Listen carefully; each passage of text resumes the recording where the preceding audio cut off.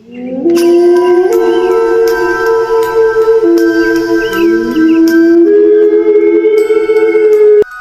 Karangwungu selalu dikenal sebagai desa yang tenang, dengan hamparan sawah luas yang menguning di musim panen dan aliran sungai kecil yang membelah perkampungan.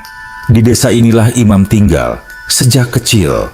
Pemuda berusia 23 tahun itu bekerja membantu pamannya di bengkel kecil di pinggir jalan desa.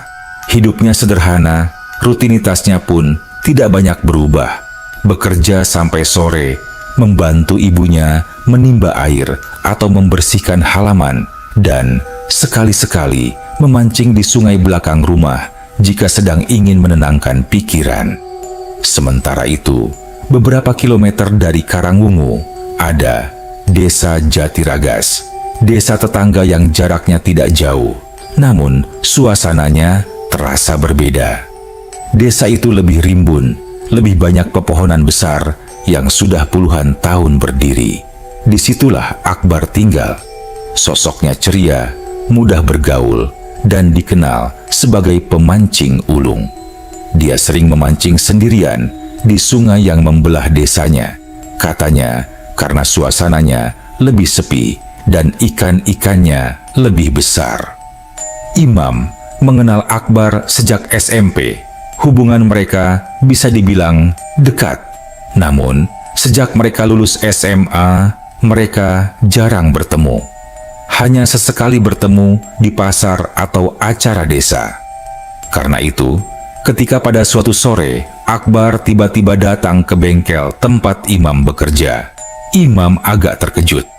Akbar datang naik motor bebeknya yang sudah tua, menepi sambil mematikan mesin dan menepuk bahu Imam dengan senyum lebar.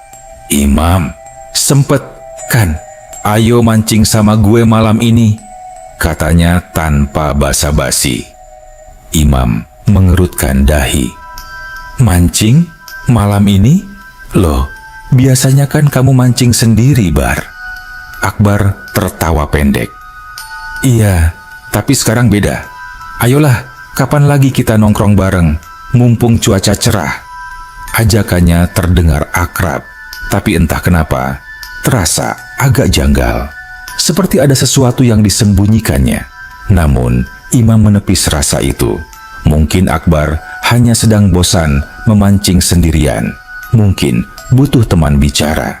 Lagi pula, Imam juga sedang tidak ada kegiatan malam itu.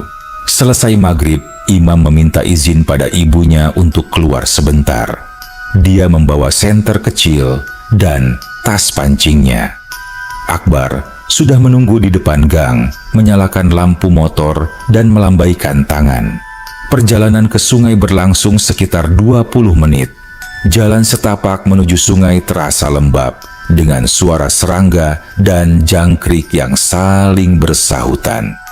Langit malam itu berwarna gelap, tapi bintang-bintang cukup jelas. Mereka tiba di sebuah lokasi yang belum pernah Imam kunjungi sebelumnya. Sungai itu tampak lebih lebar dibanding bagian sungai yang melewati desanya. Airnya mengalir pelan. Di seberang sungai terlihat pohon besar dengan akar yang menjuntai panjang sampai hampir menyentuh permukaan air. Akar-akar itu membentuk gumpalan rimbun seperti jalinan tali. Imam memandangi pohon itu. "Bar, tempat ini baru buatku. Kamu sering mancing di sini." Akbar tersenyum kecil. Akhir-akhir ini, tempatnya sepi, ikan juga banyak. Mereka duduk di batu besar yang cukup kering. Malam itu terasa lebih sunyi dari biasanya. Hanya suara air dan tiupan angin sesekali terdengar. Imam memasang umpan, sementara Akbar duduk memandangi permukaan sungai dengan pandangan yang sulit dibaca. "Bar, kamu habis ada masalah?" tanya Imam pelan. "Kok tumben ngajak mancing bareng?" Akbar menoleh, namun dia tidak langsung menjawab. Ada jeda beberapa detik sebelum dia berkata, "Imam, kamu pernah ngerasa hidup itu suka berubah tiba-tiba?" Imam bingung. "Maksudmu?" "Ya, kadang kita ngerasa baik-baik aja, tapi ternyata ada hal yang udah lama salah. Cuman kita nggak sadar, katanya sambil tersenyum tipis, senyum yang justru memberi kesan sedih. Percakapan itu membuat Imam merasa tidak nyaman. Akbar memang dikenal humoris, tapi malam itu ia berbicara dengan nada yang berbeda. Seperti orang yang sedang memikirkan sesuatu yang berat. Saat pancing mereka terangkat satu persatu, Imam mencoba mencairkan suasana dengan membahas hal-hal ringan. Pekerjaan, kabar teman lama, rencana akhir pekan. Namun Akbar hanya menjawab seperlunya. Sesekali dia memandangi sungai lama sekali, seakan ada sesuatu di dalam air yang menarik perhatiannya. Imam beberapa kali mengikuti arah pandangnya, tapi dia tak melihat apa-apa selain riak air. Sekitar pukul 11 malam, mereka memutuskan untuk pulang. Imam merasa ada sesuatu yang janggal, tapi tidak ingin bertanya terlalu jauh. Saat di atas motor, dalam perjalanan pulang, Akbar terlihat lebih tenang, atau mungkin lebih pasrah. Sebelum berpisah, Akbar berkata sambil tersenyum, "Besok malam lagi ya, kita mancing lagi." Ajakan itu terdengar aneh, tapi Imam mengangguk saja. Malam berikutnya, Imam sebenarnya berniat menolak ajakan Akbar. Ada sesuatu pada malam pertama yang mengganggu pikirannya. Bukan karena tempatnya angker, bukan juga karena percakapan aneh Akbar. Meski itu memang membuatnya gelisah, tapi lebih kepada rasa tidak wajar yang sulit dijelaskan. Seolah ada yang mengintip dari balik kegelapan sungai, entah dari balik akar pohon besar itu, atau dari dasar airnya. Namun, setelah Isya, suara motor berhenti di depan rumah. Imam mengintip dari jendela. Akbar kembali datang, menunggu sambil duduk di atas motor. Kali ini wajahnya terlihat lebih cerah, bahkan lebih bersemangat daripada malam sebelumnya.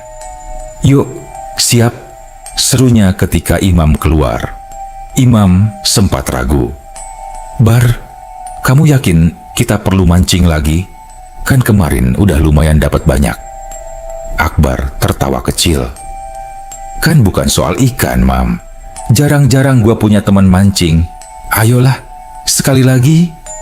Nada suaranya ringan, tapi matanya tampak lelah. Ada lingkar hitam yang semalam belum begitu terlihat.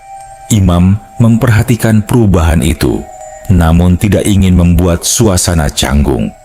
Ia akhirnya mengangguk, lalu mengambil pancing. Perjalanan malam itu hampir sama seperti sebelumnya, hanya saja udara terasa lebih lembab. Kabut tipis menggantung di beberapa bagian jalan kampung menuju desa Jatiragas. Ketika melewati jembatan kecil, Imam merasakan hawa dingin yang tidak biasanya. Akbar tidak banyak bicara di sepanjang perjalanan, hanya fokus mengendarai motor. Sesampainya di sungai, suasana semakin janggal. Sungai itu tampak lebih gelap, arusnya mengalir lebih lambat, seakan menahan napas. Akar pohon besar di seberang tampak seperti tangan-tangan kurus yang meraih sesuatu. Imam menelan ludah. "Tempatnya kok kayak beda dari kemarin?" katanya pelan. "Biasa aja kok," jawab Akbar, tersenyum, tapi senyum itu tipis sekali. Mereka duduk di batu besar yang sama. Malam itu lebih sunyi. Suara serangga pun terdengar jauh. Imam memasang umpan sambil sesekali melirik Akbar. Temannya itu duduk diam, memandangi sungai dengan tatapan kosong. Nafasnya pelan, hampir tidak terdengar. "Bar," kata Imam tiba-tiba, mencoba memecah keheningan. "Sebenarnya kamu kenapa? Ada masalah keluarga atau kerjaan?" Akbar meliriknya, tapi bukan dengan tatapan bingung atau jengkel, melainkan tatapan. Hampir seperti seorang orang tua sedang melihat anak kecil. Ada rasa sayang, namun juga rasa sedih yang dalam. "Aku cuma lagi mikir," jawabnya akhirnya, "tentang hidup dan tentang tempat kita masing-masing." Imam mengernyit. Tempat? Maksudnya? Akbar tersenyum kecil. Kadang kita nggak tahu kita cocoknya hidup di mana. Kadang kita udah ada di tempat yang salah jauh sebelum kita sadar. Imam merinding. Kalimat itu bukan kalimat yang keluar dari mulut Akbar yang ia kenal. Ia mencoba tertawa, mencoba mencairkan suasana. Kamu ngomongnya kayak orang yang mau pergi jauh aja. Akbar mengangkat pancingnya. Sama sekali tidak tersenyum. Imam, katanya pelan, kalau besok kamu nyari aku, cari aja di dekat pohon yang akarnya lebat itu. Perut Imam terasa kosong. Maksud kamu apa, Bar? Akbar menghela napas, seperti sedang memikul sesuatu yang berat sekali. Nanti kamu ngerti. Aku pasti nongol di situ. Imam menelan ludah. Bar, kamu jangan ngomong aneh-aneh. Kamu sehat, kan? Kalau ada apa-apa, kamu bilang aja. Akbar menatapnya lama, terlalu lama. Imam menundukkan kepala, pura-pura sibuk mengikat tali pancingnya. Jantungnya berdegup cepat. Malam itu, suasana semakin menegang. Akbar beberapa kali bicara hal-hal yang sulit dimengerti, tentang beban, tentang rasa capek, tentang air yang selalu mengingat. Imam tidak membalas banyak. Dia juga mulai merasa ada sesuatu di balik akar pohon seberang yang seperti bergerak pelan. Namun setiap kali ia fokus, tidak ada apa-apa selain bayangan gelap. Sekitar pukul 11 lewat sedikit, Akbar berdiri. Kayaknya cukup untuk malam ini, katanya. Perjalanan pulang berlangsung dengan suasana aneh. Akbar tidak bicara sepatah kata. Imam memeluk tas pancingnya erat-erat, mencoba mengusir pikiran buruk. Saat mereka sampai di depan rumah Imam, Akbar menoleh. Makasih, katanya. 2 malam ini, makasih banget. Imam membuka mulut, tetapi tidak sempat berbicara, karena Akbar sudah menyalakan motor dan pergi tanpa menunggu jawaban. Imam berdiri lama di depan rumah, melihat lampu motor itu menghilang di tikungan. Ada perasaan berat mengganjal dadanya. Ada firasat buruk yang ia tidak bisa jelaskan. Malam itu, Imam sulit tidur. Kata-kata Akbar terus terngiang. Besok kalau nyari aku, cari aja di dekat pohon yang akarnya lebat itu. Aku pasti nongol di situ. Ia memeluk bantal, menatap langit-langit kamar, berharap itu hanya candaan tak lucu. Tapi firasat itu terus menekan dadanya. Pagi itu, udara terasa berbeda. Imam bangun lebih cepat dari biasanya. Ada tekanan aneh di dadanya. Seperti malam sebelumnya meninggalkan sesuatu yang belum tuntas. Ia berjalan ke dapur, membantu ibunya menyiapkan air panas, namun pikirannya melayang entah kemana.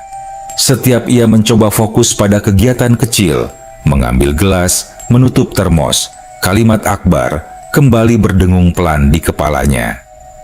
Besok kalau nyari aku, cari aja di dekat pohon yang akarnya lebat itu. Imam menggeleng cepat, tak ingin pikirannya terbawa lebih jauh. Namun rasa cemas itu seperti tidak mau hilang, justru menguat. Sekitar pukul 9 pagi, ketika Imam sedang membersihkan motor di halaman, suara salam dari depan pagar membuatnya menoleh. Di sana berdiri sepasang orang tua, Pak Rahman dan Bu Rini, orang tua Akbar. Wajah keduanya tampak pucat, dan mata Bu Rini sembab, seperti habis menangis cukup lama. Maaf, Imam, kata Pak Rahman dengan suara parau. Akbar, anak kami, dia ada datang ke sini enggak? Pertanyaan itu membuat dada Imam seketika mengeras. Kemarin malam sih. Iya Pak, ada apa ya? Bu Rini langsung maju selangkah. Nah Imam, Akbar nggak pulang sudah 3 hari ini, 3 hari. Kami kira dia di rumah temannya. Makanya kami tanya ke rumah-rumah. Imam membeku. 3 hari? Ulangnya pelan. Iya, Rahman mengangguk lelah. Dia pamit pergi itu 3 hari lalu. Setelah itu, enggak ada kabar. Handphonenya mati. Kita semua sudah cari kemana-mana. Imam merasakan kulit tengkuknya meremang. Jika Akbar sudah hilang 3 hari, lalu siapa yang 2 malam berturut-turut mengajaknya memancing? Perutnya seperti dijambak dari dalam. Aku 2 malam ini mancing sama Akbar, Pak, ucap Imam gemetar. Dia datang ke rumah saya 2 malam berturut-turut. Burini buru-buru menutup mulutnya. Air matanya langsung tumpah. Ya Allah. Nak Imam, kamu serius? Kamu benar ketemu Akbar? Imam mengangguk. Suaranya tercekat. Aku kira dia baik-baik aja, Bu. Tapi dia memang agak aneh. Malam kedua, dia bilang sesuatu yang saya nggak ngerti. Pak Rahman menatap Imam, penuh harap sekaligus takut. Dia bilang apa, Nak? Imam menarik napas panjang, mencoba menata kalimatnya. Dia bilang, kalau besok nyari aku, cari aja di dekat pohon yang akarnya lebat itu. Aku kira dia bercanda. Tapi sekarang, ia tidak sanggup melanjutkan. Hening panjang. Hanya suara ayam mengepakkan sayap di kejauhan yang terdengar. Ekspresi Pak Rahman berubah, seperti seseorang yang setengah yakin akan hal yang paling menakutkan. Pohon yang akarnya lebat, gumamnya pelan, hampir seperti bicara pada dirinya sendiri. Itu di bagian sungai dekat tikungan besar, tempat dia sering mancing. Imam merasakan tubuhnya terasa ringan, seakan tidak berpijak. Ia tahu, apapun yang terjadi, mereka harus pergi ke sana. Sekarang, tanpa menunda. Pak, Bu, kata Imam akhirnya. Biar aku antar. Kita ke sana sekarang. Tanpa banyak bicara lagi, mereka bertiga bergegas naik motor. Imam membawa mereka menuju sungai tempat ia memancing bersama Akbar 2 malam berturut-turut. Jalan menuju sungai itu terasa lebih panjang, lebih sunyi, lebih berat. Seolah setiap tikungan menyimpan sesuatu yang menunggu untuk ditemukan. Ketika mereka tiba di tepi sungai, Imam segera turun. Angin terasa lebih dingin dari biasanya. Daun-daun bergerak tanpa sebab, seakan ada yang lewat. Mereka berjalan ke titik tempat Imam dan Akbar duduk, dan di sanalah pohon itu berdiri. Pohon besar dengan akar-akar panjang yang menjuntai ke air. Akar-akar itu kini tampak lebih rimbun, lebih gelap, dan air di bawahnya bergerak pelan, sangat pelan, seperti menyembunyikan sesuatu. Imam mendekati tepi sungai, langkahnya pelan, namun pasti. Pak, Bu, Akbar biasanya duduk di sini, katanya lirih. Pak Rahman dan Bu Rini ikut mendekat. Mereka menatap sungai dengan panik, berharap tidak melihat apapun, namun juga takut jika benar-benar tidak melihat apapun. Lalu, sebuah bau anyir tercium, samar-samar. Angin membawanya dari arah akar pohon besar itu. Imam spontan menutup hidungnya. Pak, ada bau aneh. Pak Rahman mengerutkan dahi. Ia melangkah lebih dekat hingga ujung kakinya hampir menyentuh air. Ia mengangkat tangannya untuk menepis daun yang jatuh, dan saat itulah Bu Rini menjerit. Akbar! Ya Allah, Akbar! Di antara akar-akar gelap yang merunduk ke air, sebuah tubuh mengambang pelan, tersangkut pada salah satu akar besar. Pakaian yang dikenakan tubuh itu adalah jaket yang sangat dikenal Imam. Jaket yang sama dipakai Akbar 2 malam terakhir saat bersamanya. Imam mundur 1 langkah, tubuhnya gemetar hebat. Ia ingin memalingkan wajah, tapi tubuhnya tidak mau bergerak. Dunia seolah berhenti. Pak Rahman sudah berlutut di tepi sungai, tangannya terentang, seolah ingin meraih putranya, namun takut menyentuh kenyataan itu. Suaranya pecah. Bar, nak, Ya Allah. Bu Rini roboh, menangis sejadi-jadinya. Suara tangisnya memecah kesunyian hutan sungai itu. Imam hanya berdiri diam. Kakinya lemas, lututnya bergetar. Air matanya menetes tanpa ia sadari. Pilu yang menghantam dadanya begitu kuat sampai ia sulit bernapas. Memori 2 malam memancing itu kembali berputar. Tatapan kosong Akbar, ucapan tentang hidup, senyum tipis yang tidak wajar, dan kata-kata terakhirnya, "Aku pasti nongol di situ." Imam merasa seluruh bulu kuduknya berdiri. Ia memegangi kepala. 2 malam itu, apa yang sebenarnya terjadi? Siapa yang bersamanya? Atau apa? Angin sore berhembus pelan. Akar-akar pohon bergerak kecil seolah mengantar kepergian seseorang. Imam menatap tubuh Akbar yang mengambang, lalu menutup wajahnya dengan kedua tangan. Di saat itu, untuk pertama kalinya dalam hidupnya, ia merasakan ketakutan yang begitu dalam, bercampur dengan duka yang sulit digambarkan. Di tengah tangis orang tua Akbar dan suara sungai yang mengalir lambat, Imam sadar satu hal. Semua ini belum selesai. Penemuan jasad Akbar membuat suasana di tepi sungai itu berubah menjadi kacau dan pilu. Jeritan Bu Rini terus bergema, sementara Pak Rahman berusaha menenangkan istrinya meski dirinya sendiri nyaris tidak mampu berdiri. Imam hanya berdiri terpaku, tubuhnya dingin seperti direndam air. Setiap helaan napas terasa berat.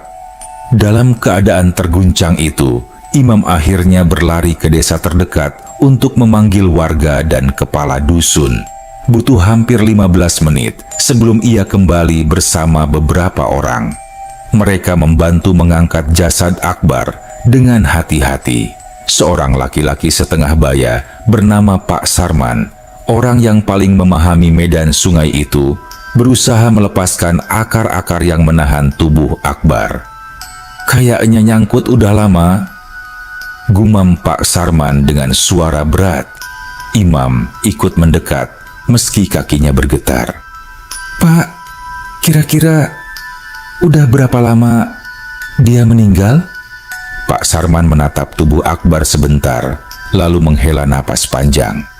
"Nggak bisa pastiin, tapi dari kondisi tubuhnya, lebih dari 2 hari. Dek." Jantung Imam serasa diremas. Lebih dari 2 hari. Kalau begitu, siapa yang bersamanya 2 malam terakhir? Pertanyaan itu membuat tubuhnya semakin gemetar.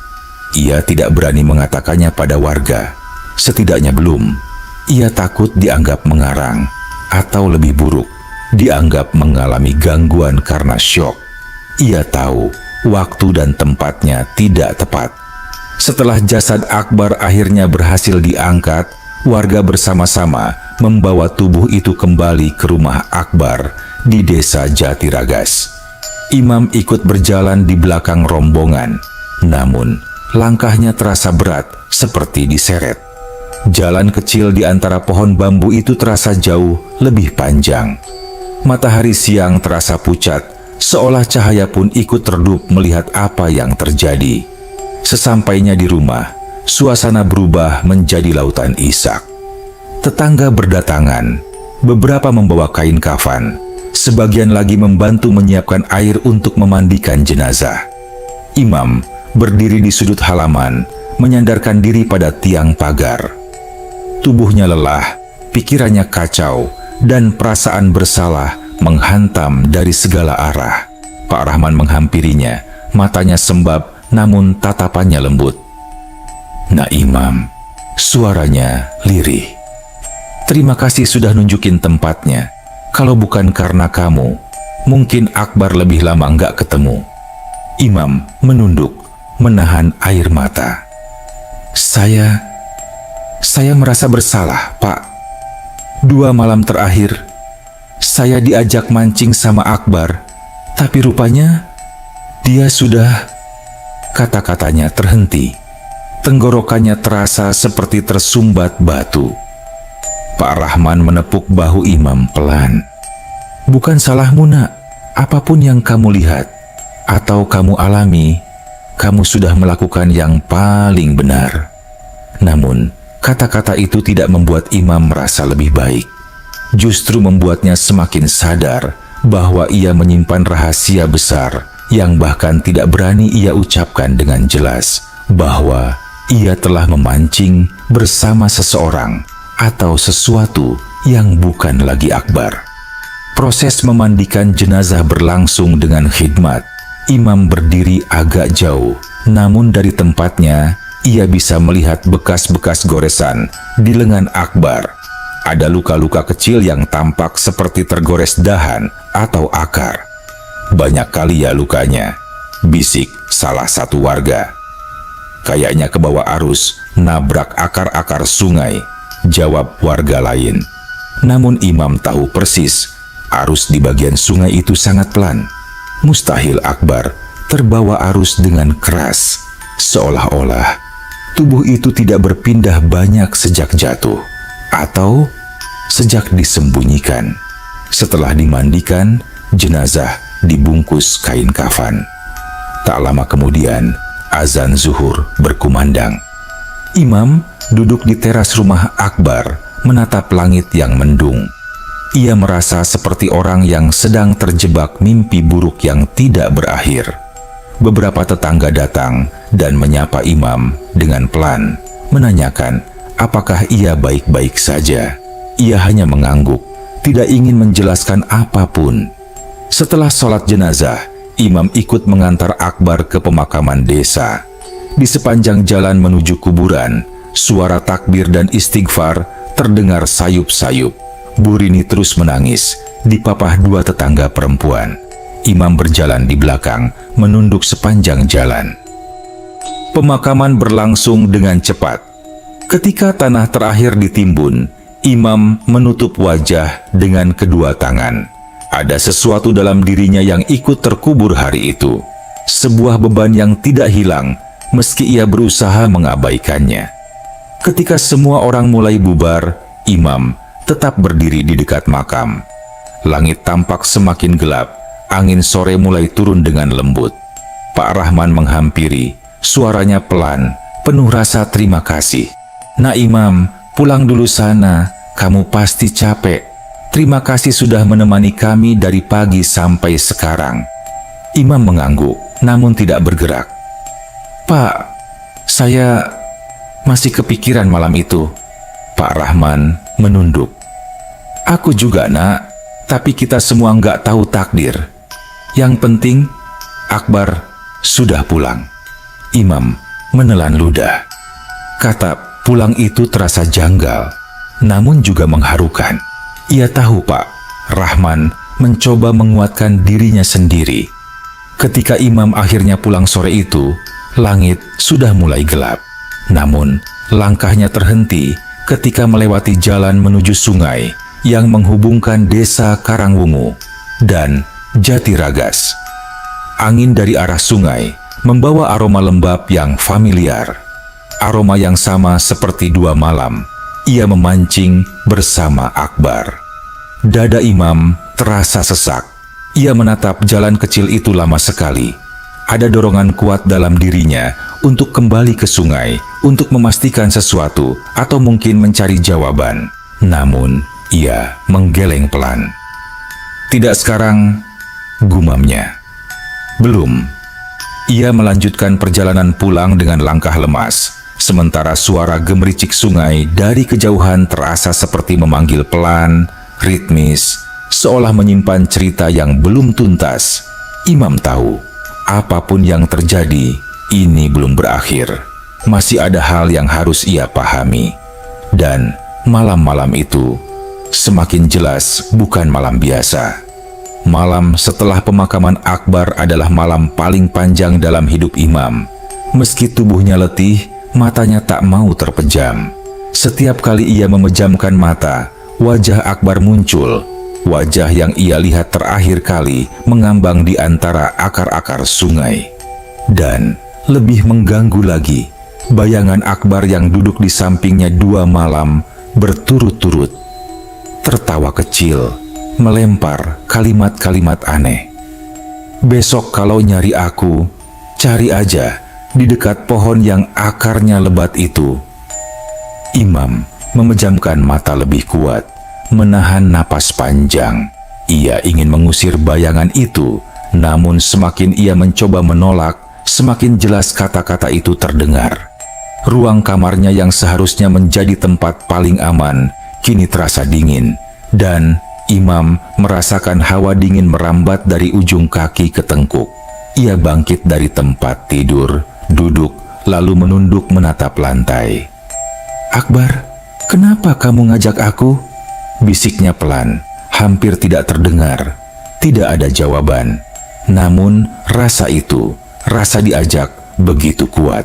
Seakan Akbar benar-benar ingin Imam datang pada malam-malam itu. Seakan mereka masih punya urusan yang belum selesai. Esok paginya, Imam bangun dengan tubuh lemas. Sinar matahari pagi masuk lewat jendela, namun tidak memberi hangat seperti biasanya. Ia keluar kamar dan mendapati ibunya sedang menyiapkan sarapan. Ketika melihat wajah Imam yang pucat, ibunya langsung tahu. "Kamu kurang tidur lagi?" tanya ibunya lembut. Imam hanya mengangguk. "Masih kepikiran Akbar ya?" Kali ini, Imam mengangguk lebih pelan. Ibunya duduk di sampingnya, menepuk bahunya. "Nak, kamu jangan menyalahkan diri sendiri. Kamu cuma ikut apa yang dia minta. Kamu nggak tahu kalau Akbar sudah nggak ada." "Justru itu, Bu," gumam Imam lirih. "Kalau dia sudah nggak ada, terus siapa yang 2 malam ngajak aku mancing?" Ibunya terdiam. Sorot matanya berubah khawatir. Namun, ia memaksa tersenyum lembut. "Kadang, manusia yang sedang tertekan bisa salah ingat, Nak. Pikiran kamu mungkin sudah lelah. Jangan dipikir terlalu jauh." Imam tahu ibunya mencoba menghibur, namun hatinya tidak bisa menerima logika itu begitu saja. Bukan salah ingat, bukan salah lihat. Ia tahu, betul ia berbicara, tertawa, bahkan membantu membuka umpan bersama Akbar. Ia merasakan kehadirannya, kehangatannya, bahkan aroma tubuh dan baju yang sama seperti biasanya. Itu nyata. Setidaknya, sesuatu ingin terasa nyata. Siang itu, Imam memberanikan diri pergi ke desa Jatiragas lagi. Bukan untuk sesuatu yang besar, hanya berniat mampir sebentar untuk melihat keadaan keluarga Akbar. Ia membawa sebungkus roti dan sedikit buah untuk Bu Rini sebagai bentuk belasungkawa. Ketika ia tiba, rumah Akbar tidak seramai kemarin. Hanya beberapa tetangga yang masih duduk di ruang tamu. Bu Rini sendiri duduk di kursi bambu di teras, memegang sapu lidi yang tidak benar-benar ia gunakan. Matanya kosong, wajahnya muram. "Assalamualaikum, Bu." Bu Rini menoleh pelan. "Waalaikumsalam." "Imam, masuk, Nak." Imam duduk di sebelahnya. "Saya bawakan sedikit makanan, Bu." Bu Rini tersenyum kecil, tapi air matanya langsung menggantung. "Terima kasih, kamu anak baik. Akbar pasti senang punya teman seperti kamu." Imam menelan ludah. "Bu, boleh saya tanya sesuatu yang mungkin agak aneh?" Bu Rini mengangguk lirih. "Tanya saja, Nak." Imam ragu, sangat ragu. Namun pertanyaan itu sudah menumpuk terlalu lama dalam dadanya. 3 hari sebelum Akbar ditemukan, waktu terakhir beliau pulang, ada hal aneh yang ibu lihat atau perubahan pada dirinya. Bu Rini mengusap mata. "Aneh, banyak, Nak." Imam menegakkan tubuh. "Banyak? Seperti apa, Bu?" Bu Rini menatap tanah. Suaranya bergetar. 3 hari sebelum dia hilang, Akbar pulang dalam keadaan basah kuyup. Dari ujung rambut sampai celana. Katanya jatuh ke sungai karena terpeleset. Tapi sungai itu dangkal, Nak.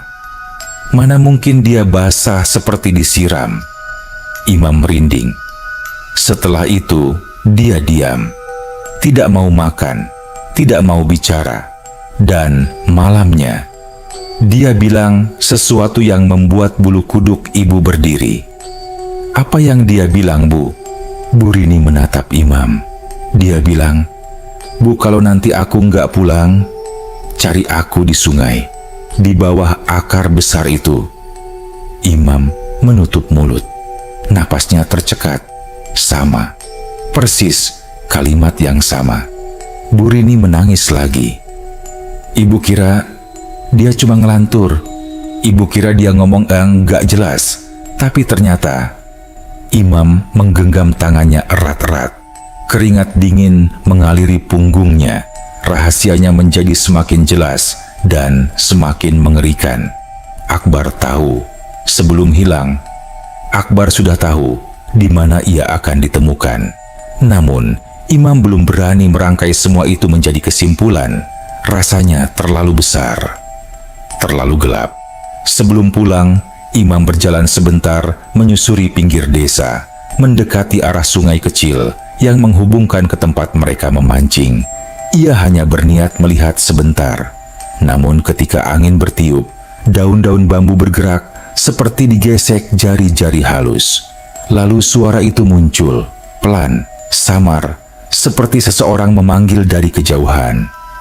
Mam. Imam berhenti. Darahnya berhenti mengalir. Suara itu tipis, seperti suara seseorang yang tenggelam atau seseorang yang bicara dari dalam air. Mam. Imam memutar tubuh cepat, menatap pepohonan, namun tidak ada siapa-siapa. Hanya angin, hanya sungai. Namun bulu kuduknya berdiri semua. Ia menelan ludah dan berkata sangat pelan, Bar, kalau itu kamu, bilang jelas-jelas. Sunyi, sunyi panjang. Sampai tiba-tiba ada suara cipratan air kecil dari arah sungai. Tidak besar, tapi cukup untuk membuat Imam mundur satu langkah. Ia memandang sungai itu lama, dadanya sesak. Tidak ada manusia yang akan berada di sungai pada siang begitu. Tetapi suara itu jelas ada, seperti seseorang yang masih berusaha memberi tanda atau menyelesaikan sesuatu yang belum selesai. Imam akhirnya memutuskan pulang cepat. Namun ia tahu ia belum selesai dengan sungai itu. Malam itu turun perlahan, seolah enggan menggantikan cahaya matahari. Imam duduk di beranda rumahnya dengan gelisah, memandangi gelap yang merambat dari ujung jalan. Angin malam membawa aroma lembab yang ia kenal, aroma sungai. Aroma yang kini terasa seperti panggilan.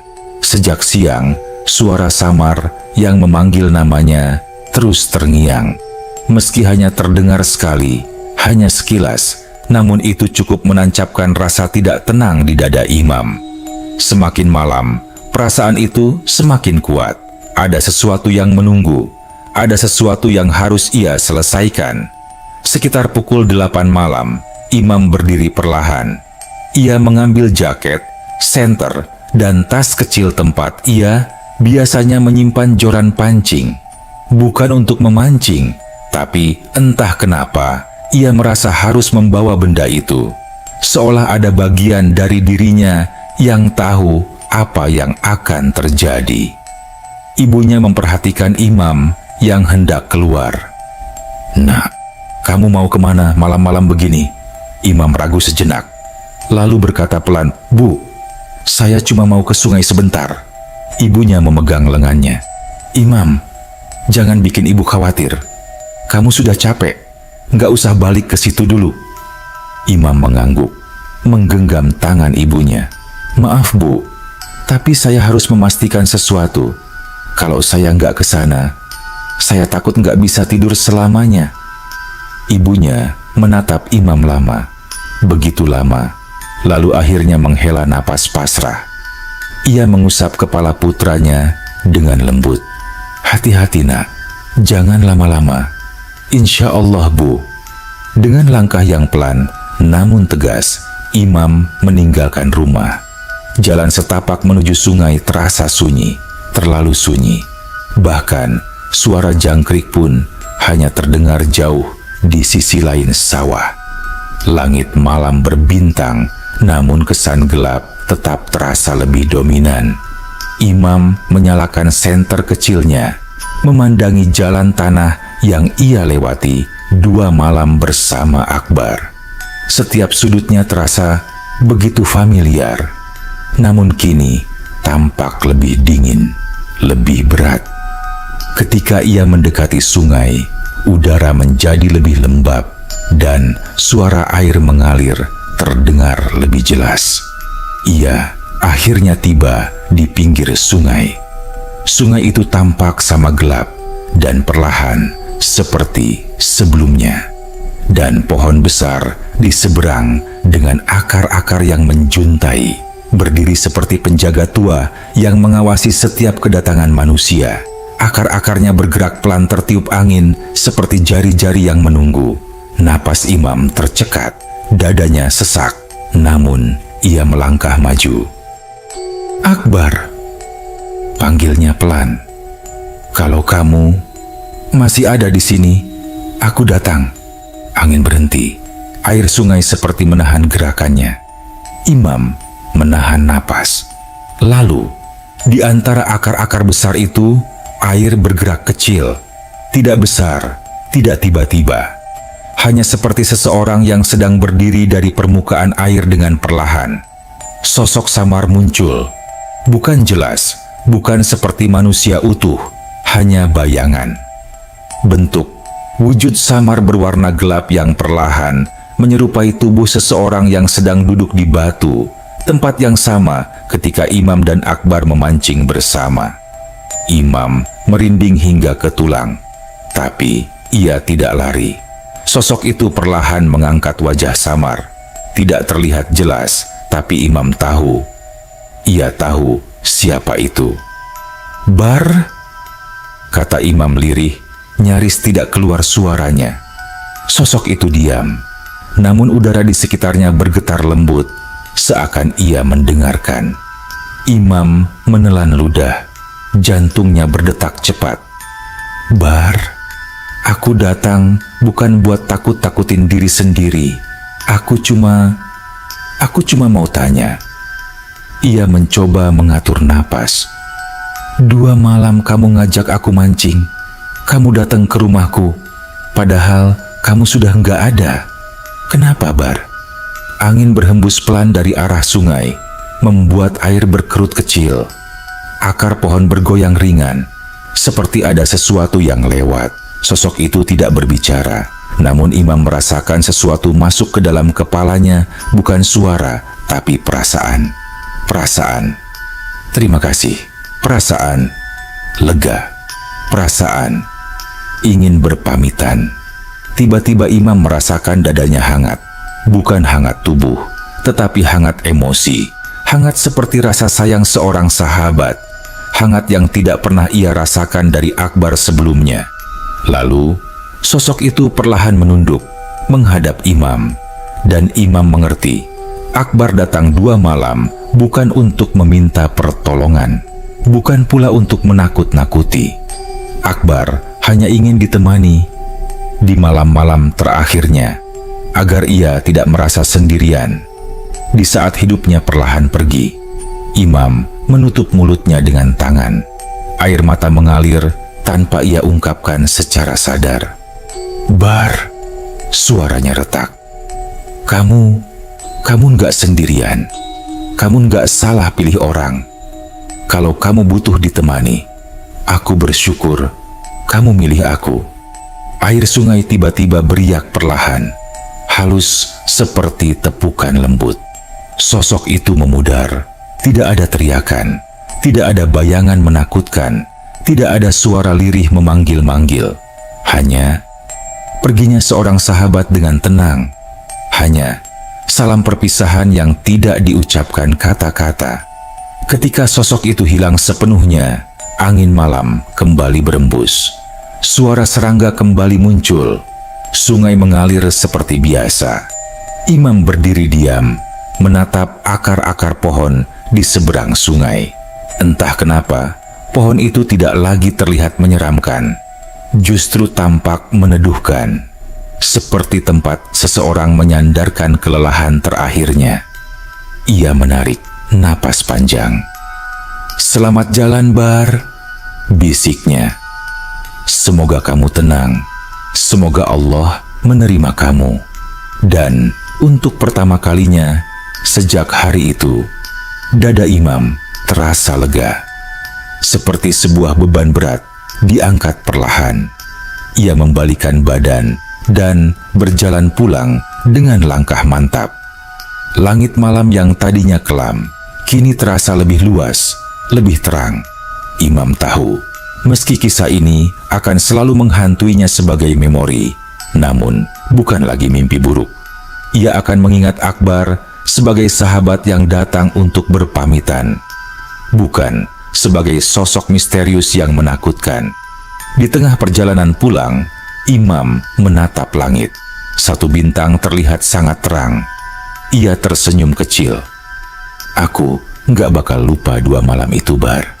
Dan malam itu, untuk pertama kalinya sejak Akbar pergi, Imam pulang ke rumah dengan hati yang lebih ringan dan tidur dengan tenang.